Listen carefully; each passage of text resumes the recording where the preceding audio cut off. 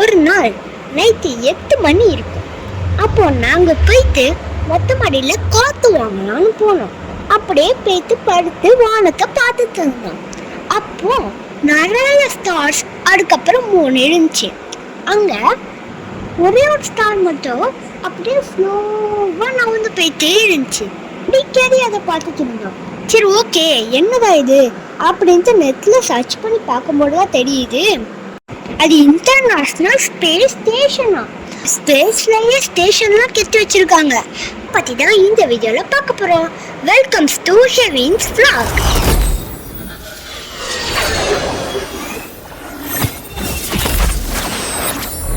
இது international space station, அதாவது ஷார்ட்டா ISS. அது எங்க வீட்டு மேல மூவ் ஆகுறத நாங்க பார்த்தோம் வானத்துல. அதான் நான் இப்போ உங்களுக்கு வீடியோவா காமிச்சிட்டு இருக்கேன். இப்போ இந்த வீடியோல ஒயிட் கலர்ல டார்க்கா தெரியுதா, அது மூன். அது மேல லைட் ஸ்டார் மாதிரி ஒன்று அப்படியே மூவ் ஆயிட்டு இருக்கா, அதான் அந்த இன்டர்நேஷனல் ஸ்பேஸ் ஸ்டேஷன், அதாவது ISS. அந்த இது நம்ம இருக்கிற ஏரியால 2 to 3 minutes தான் நம்மளுக்கு தெரியும்.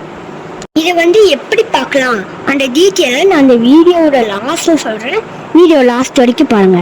இதை எப்படி கட்டிருக்காங்கன்னா, ஒரு ஸ்பேஸ்ஷிப் மூலமா ஒவ்வொரு பார்ட்ஸா மேல அனுப்புவாங்க. அந்த மேல இருக்கிற பர்சன்ஸ் அந்த பார்ட்ஸ் எல்லாம் எடுத்துட்டு போய் கனெக்ட் பண்ணி தான் அந்த மொத்த ISS-ஐயும் ரெடி பண்ணியிருக்காங்க. அதுதான் அங்கே உள்ளவங்களோட வேலை.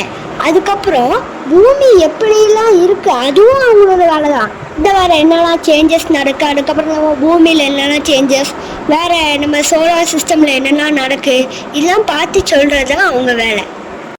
அந்த ஸ்பேஸ் ஸ்டேஷன்ல உள்ளவங்க எப்படியெல்லாம் சர்வே பண்றாங்க, எப்படி சாப்பிட்றாங்க, எப்படி தூங்குறாங்க, எப்படி சமையல் பண்றாங்க, எப்படி தண்ணி குடிக்காங்க, இந்த மாதிரி மொத்த அந்த ஸ்பேஸ் ஸ்டேஷனோட டூர் வேணும்னா மறக்காம சேனல் சப்ஸ்கிரைப் பண்ணி லைக் போட்டுக்கோங்க.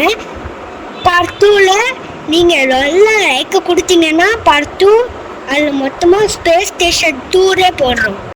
இந்த ஸ்பேஸ் ஸ்டேஷனை அமெரிக்கா, ரஷ்யா, ஜப்பான், கனடா இந்த மாதிரி நிறைய நாடுங்க சேர்ந்து கட்டிருக்காங்க. இப்போ நம்ம மேல இருக்கிற ஸ்பேஸ் ஸ்டேஷன் 2031ல தான் அதோட எக்ஸ்பிரி டேட் தான். இப்போ 2026, இன்னும் 5 years கழிச்சு அது எக்ஸ்பிரி ஆயிரும். அதை கட்டுனது 1998ல இதோட ஃபர்ஸ்ட் பார்ட்டை வானத்துல அனுப்பியிருக்காங்க. அதுக்கப்புறம் 2000ல மனுஷங்களா போயிட்டு ஆராய்ச்சி பண்ண ஆரம்பிச்சாங்க. இன்னும் வரைக்கும் அதுல 6 மாசத்துக்கு ஒரு தடவை நிறைய பேர் மாத்தி மாத்தி வேலை செஞ்சுட்டு தான் இருக்காங்க. இப்ப கூட அது மேல ஆட்கள் இருக்கதான் செய்வாங்க.